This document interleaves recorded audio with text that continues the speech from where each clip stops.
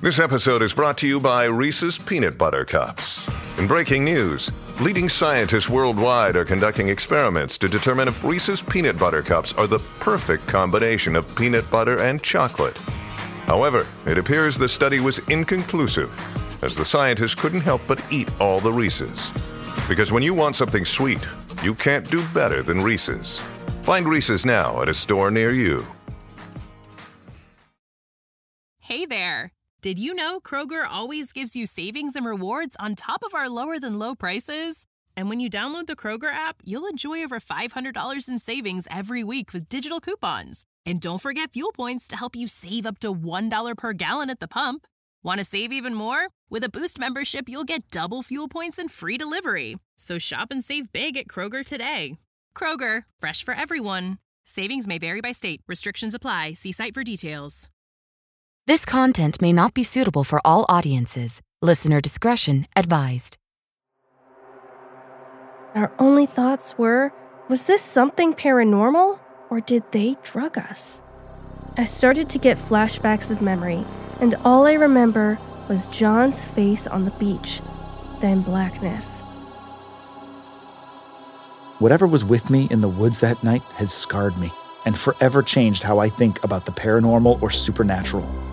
People may try to explain it all away, but I know what I saw, and I know what I felt. Real terror.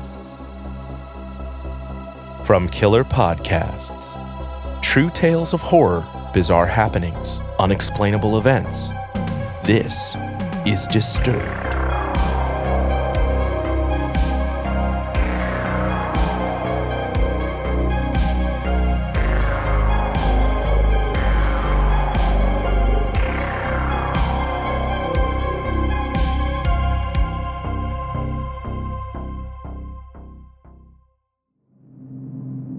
Hello, and welcome back to the show. This week, we're bringing you 3 stories that will make your blood run cold. So sit back, listen closely, and dive into the horror. First, a story narrated by the talented Gregory James. From an anonymous source, there's nobody else for miles, so your ears must be deceiving you, right?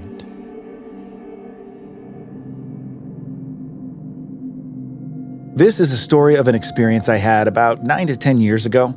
I think it's taken me this long to be really ready to share it, so here goes. I've never heard or seen any stories like this one, and I think that's part of the reason I was so freaked out. My girlfriend is the only person I have ever told the full story to. Everyone else gets the TLDR because, frankly, it's just too much for most people. This experience happened just across the Washington state border from Oregon. I was camping on my own in a forest that I was familiar with. I had camped there a dozen times before this and have continued to do so since. It was around May 2014, and the weather was unseasonably warm and sunny for that time of year. I had planned my trip across 4 days and 3 nights, cutting in and out of the forest at various times throughout the camp. The first night and the second day had gone extremely well. A lovely woodland stroll, followed by lunch at a bar near the trail. I'd backtracked to my camping area and settled in for the evening, stoking a fire and getting my tent set up and ready to go. I read a book and nursed a couple drinks, then got ready for bed, probably sometime between 11 p.m. and midnight. I was just beginning to fall asleep, caught in that state of semi-consciousness. I was about to drift off, but hadn't just yet. Suddenly, I snapped awake to the sound of some melodic noise coming from somewhere outside my tent. It didn't sound close to me or anything, but from the pitch black of the forest, all I could determine was that it sounded like someone humming a tune to themselves as they walked. After a couple of minutes, I determined that it had to be someone because their humming was impeccable. It sounded like a professional singer or something. Their voice never faltered or broke, even for a moment.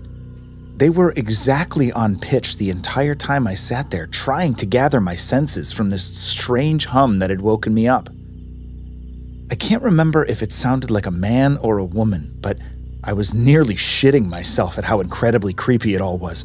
It felt like something from a horror film. The humming never changed direction or position as far as I could tell, still a ways off from my tent. I was paralyzed in that moment. I had no clue what to do. After what felt like ages, I gathered the courage to open my tent as slowly and quietly as possible to see if I could poke my head out and see anything, or tell where the noise was coming from. Within 5 seconds of me peeling back the tent door to take a look, the humming stopped. It didn't fade away or moved. It paused immediately, like someone had pressed pause on a recording. I was still thoroughly spooked and on edge, but I decided that it must have been someone playing a prank on solo campers or something. I literally couldn't think of any other explanation. Based on that assumption, I shouted, "You're not funny, fuck off," into the darkness. It made me feel a little better to stick up for myself, I thought, and after a few moments of silence following my reprimand, I began to re-enter the tent and zip it shut. All at once, as soon as I reached for the zipper, the humming started up again. The same tune, but much louder, much closer, and from the completely opposite direction. My heart sank. There was no way someone could have repositioned from the original source of the noise in that time, certainly not without causing a huge racket in the dark forest. The air was still and the forest was dark, save for the slivers of moonlight poking through the branches. My brain was racing with a rationalization. Were there multiple pranksters? After some continued internal struggle, my body finally took over and chose fight rather than flight. I stormed out of the tent, ready to confront the source of this quite loud sound. It now seemed to be only 10 feet or so from me. I was preparing myself to scream at this perpetrator, imagining them to be some punk kid. I balled up my fists in anticipation, hoping I wouldn't need to fight off some would-be assailant. When I rounded my tent, however, I saw it. Silhouetted against the tree line and the moonlight leaned a tall, thin, humanoid figure around 15 feet away. It had to have been at least 7 feet tall, with freakishly long, sinewy limbs that stretched much further than a person's would have. It was incredibly thin, like it had been stretched out in all directions. It was gray in the traces of moonlight that managed to catch it in the trees, but couldn't be certain what color its skin was. It swayed menacingly as it tracked me with its head, a featureless round face without eyes or a mouth or anything. It had to be a real living thing. It was reacting to my movements, turning its head to face me. It couldn't have been a prop or a prank. It was aware of me and my presence, unlike some prank puppet or something. I was literally paralyzed by fear in this moment. I'd never felt something quite so potent since this moment. A primal terror that seized every muscle in my body, despite the loads of adrenaline coursing through my veins. I remember thinking very clearly that I needed to run, but I was physically unable to move. It was the most terrified I had ever been. The moment I laid eyes on the creature, its humming stopped. But after a moment, it started softly singing my name in what sounded like my voice. I know it sounds fucking ridiculous, but that's what it sounded like. It didn't sound quite right, though. It was struggling with some of the syllables, like it was trying to mimic human speech for the first time and doing a poor job.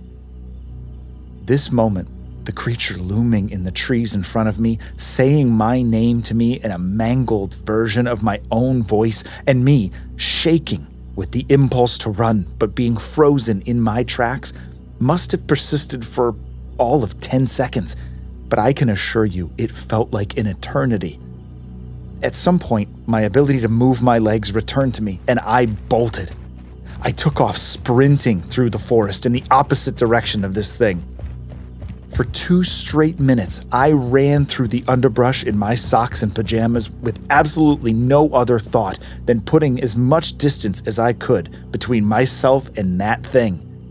I had no idea what to do, which way I should head, nothing. I was miles away from everything in all directions. After a moment, I stopped running and leaned against a large tree, panting for ages.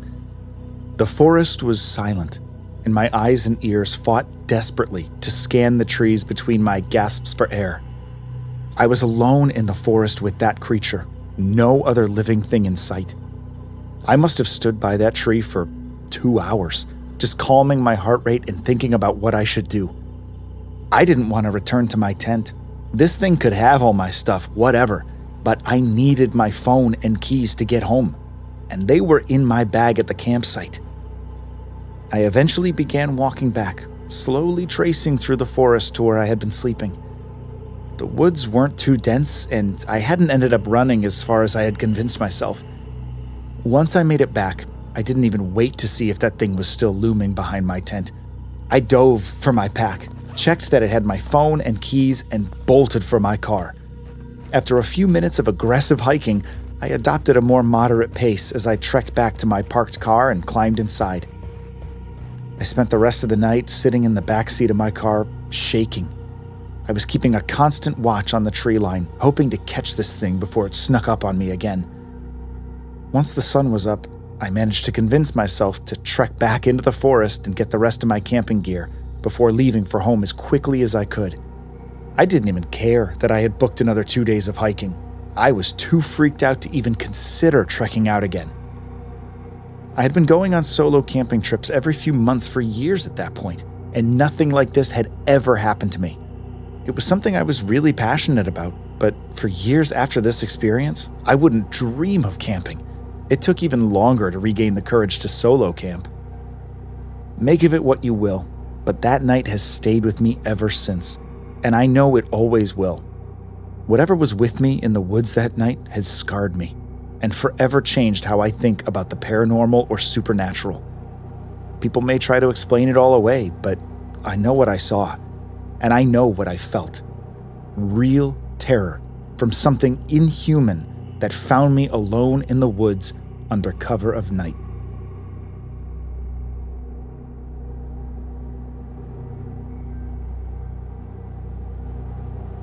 Our next story is told by Casey McCann about the folly of memory and the horrors of reality.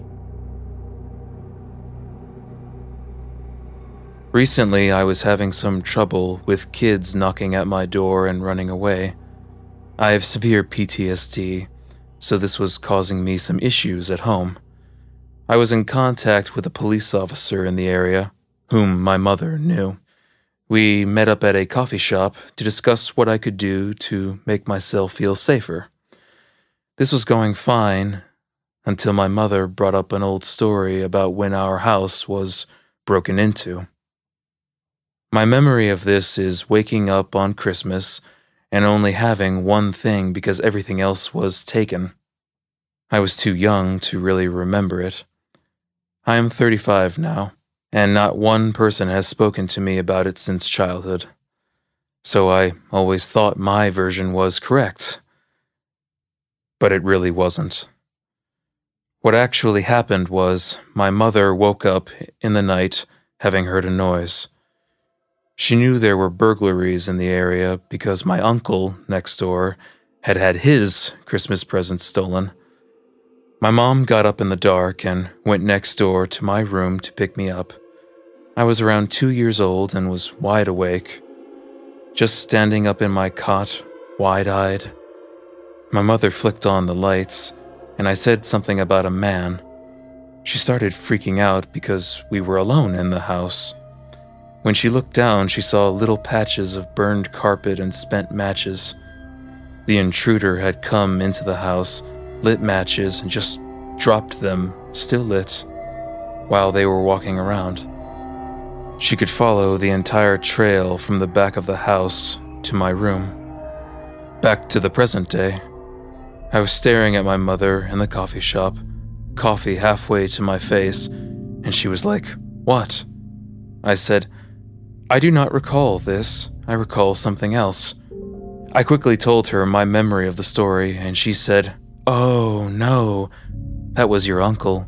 We nearly died in a house fire." And I had a fucking existential crisis right there, because I have been deathly afraid of fires all my life, to the point of having night terrors as a little kid. Back then, I had no explanation. Now, I get it. Fuck's sake.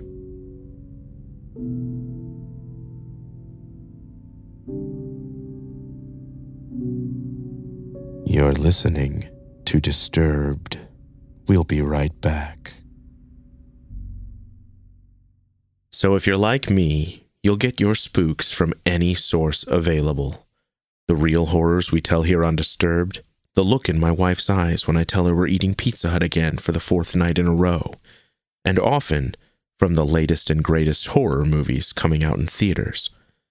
If you've got a want for the haunt, we both know that you just can't beat that in-theater viewing experience.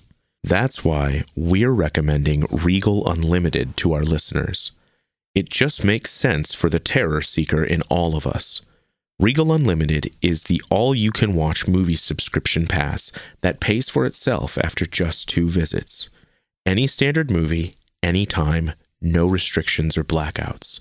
Now, when I'm possessed by the urge to see The Purge, I can satisfy that need as soon as the next one comes out. And trust me, there'll be a new one soon enough. And for those special events, 4DX, IMAX, RPX, or ScreenX, your Regal Unlimited membership gets you into those premium experiences at a reduced cost. You even get discounts on snacks and sodas, a deal so good, it's grotesque. If you're planning to see 2 movies this month, Regal Unlimited is a must-have. Sign up now in the Regal app or on regmovies.com/unlimited. Be sure to use code DISTURBED during checkout for 10% off. We'll see you at the next horror show. Thanks. Hey there! Did you know Kroger always gives you savings and rewards on top of our lower-than-low prices? And when you download the Kroger app, you'll enjoy over $500 in savings every week with digital coupons. And don't forget fuel points to help you save up to $1 per gallon at the pump. Want to save even more? With a Boost membership, you'll get double fuel points and free delivery. So shop and save big at Kroger today. Kroger, fresh for everyone. Savings may vary by state. Restrictions apply. See site for details. Hi, Vanessa. Hi, Amy. And hi, True Crime fans. We're the co-hosts of She Goes by Jane. Every week, we'll be covering the story of a missing or unidentified woman in the United States. Stories you may have heard before. And ones whose stories didn't make it into the news. We've been covering these stories for a while, first in Amy's book of poetry, Doe. And then in Vanessa's documentary, She. But now we want to share them with you here on She Goes by Jane. And each week we'll be joined by a special guest who will read a poem in honor of the women we talk about. Can we say who? We can say who. We'll be joined by actresses like Coco Jones and Gabrielle Ruiz. And musicians like Stephanie Quayle and Kelly Moneymaker, along with authors like Louise Penny and Catherine McKenzie. So check out She Goes by Jane wherever you get your podcasts, or check out Evergreen Podcasts and their true crime channel, Killer Podcasts. We can't wait to bring you these stories.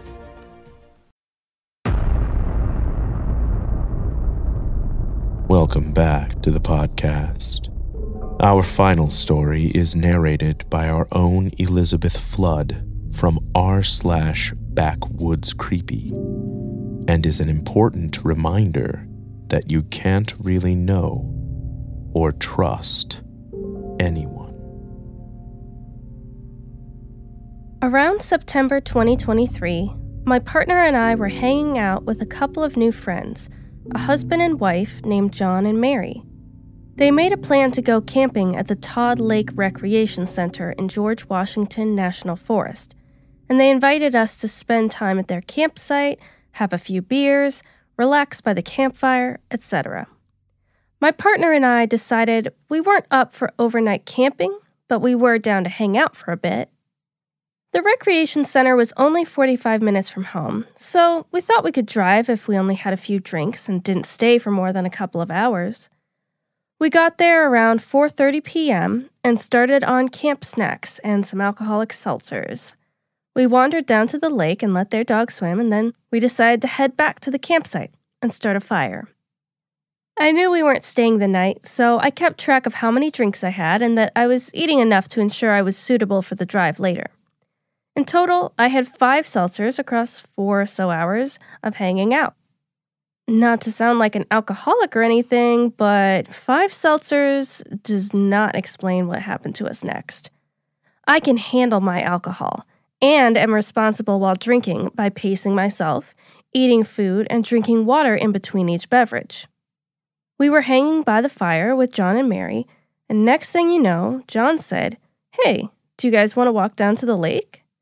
We responded, "Yeah, sure, let's do it." The campsite has a short walking path to the lake, probably half a mile away. It should only take minutes to get there. This is when it gets weird.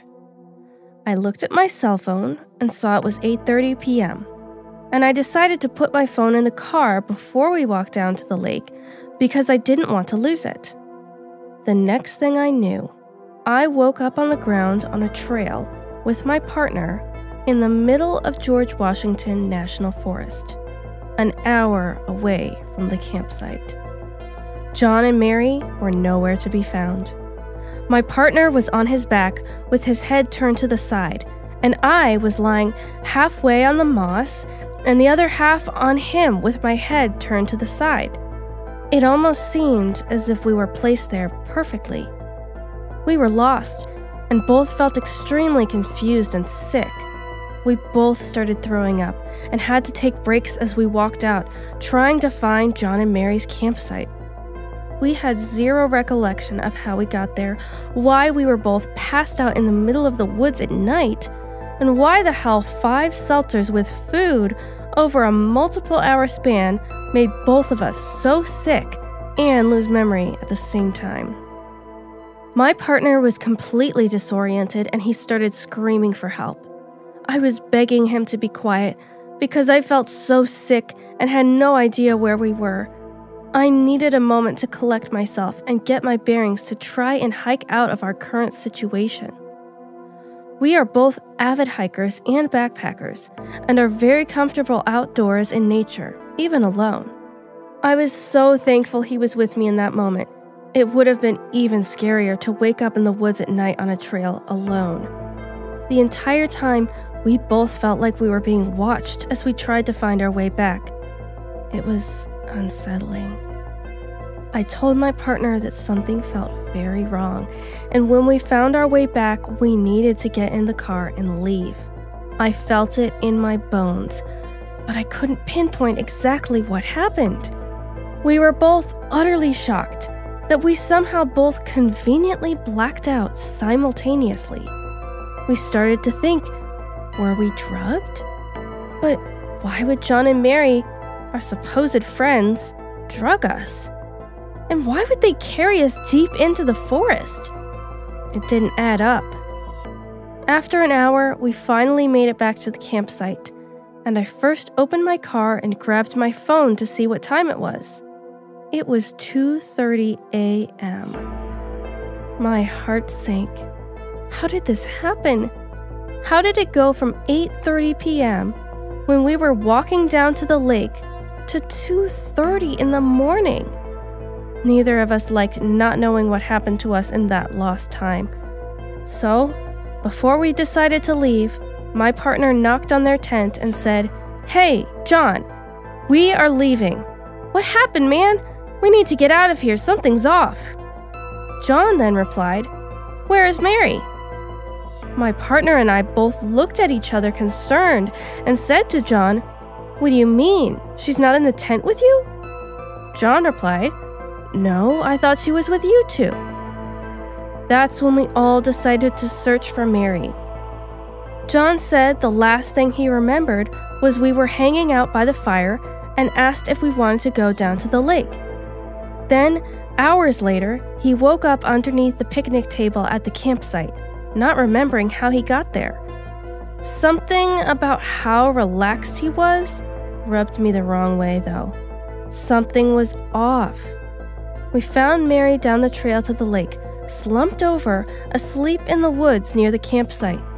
She also did not remember what happened or why we all ended up in these different places. No one can remember what happened for those few hours. It was misty, dark, and foggy on the mountain. and I was shivering, teeth chattering, feeling sick, and just ready to go home. We got in the car and returned to our house, but it took a while to settle enough to go to sleep. When we spoke to John the next morning, he laughed it off and said, maybe we shouldn't drink so much next time we hang out. I remember all of us hanging by the fire and then mentioning us going down to the lake, but I stayed back to deal with the dog, and you three went down there. John changed his story from what he said the night before, and it just didn't sit right with me.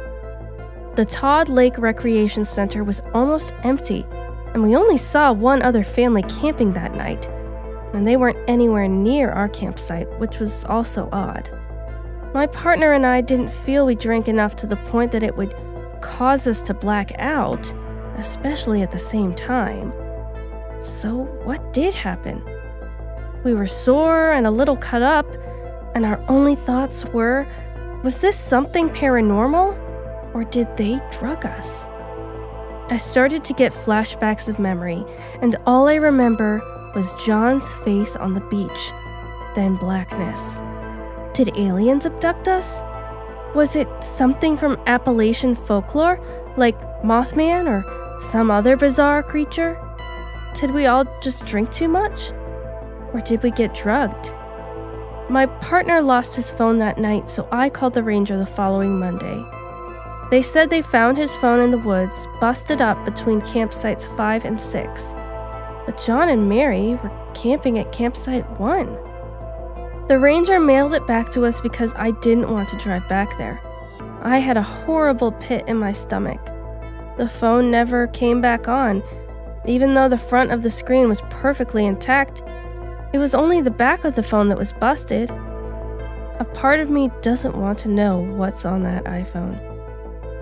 The next day, my partner was violently ill, and I was shivering with teeth chattering and goosebumps all day. We honestly probably should have gone to the hospital.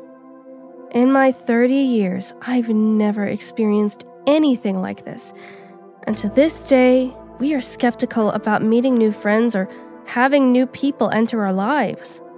We are both so grateful we made it home safely that night and that we have each other. My partner doesn't have social media, but I blocked John and Mary on mine, and we haven't seen them since. I've dealt with a lot of PTSD and night terrors since this occurred. I now wonder if it was John or both of them. Are they doing this to other people?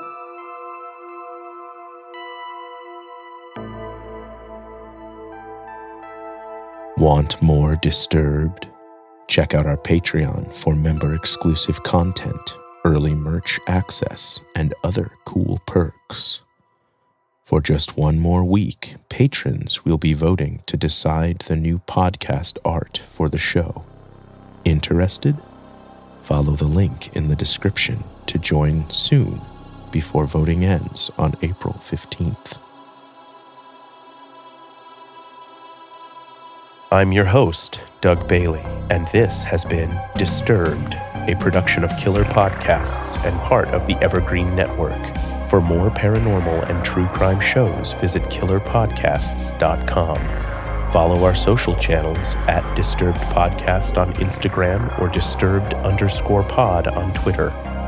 If you enjoyed the show, please consider subscribing and reviewing on your favorite listening platform. Share your own true horror story at disturbedpodcast.com. Music by Epidemic Sound and by Carl Casey at White Bat Audio. Our producers are Noah Fouts and Elizabeth Flood. Our audio engineer is Nathan Corson. Executive producers Bridget Coyne and Gerardo Orlando. Until next time, stay safe out there.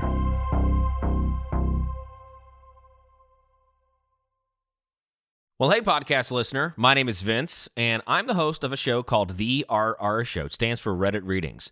We're going to sit down twice a week, and I'm going to bring you the most entertaining stories from all of the best subreddits that exist online. Things like malicious compliance, petty revenge, hey, lady, I don't work here. Oh, there's so much more. Lots of great stories and things you won't believe. Like the one time this dude was caught in a bathroom with his friend, and he was slapping them because that was the only way that he could actually legitimately help them. A mall cop comes in with a taser. Oh, yeah, the rest is history. It's going to be fun. There's, I don't know, I got like 20 seconds left, so I don't got much more time to tell you another story. But just join me on The RR Show. It's from Evergreen Podcast, produced in partnership with Wessler Media. So The RR Show, wherever you get podcasts, subscribe today. And it's like an adult story time. Let's hang out together. The RR Show. Subscribe today wherever you get your podcasts.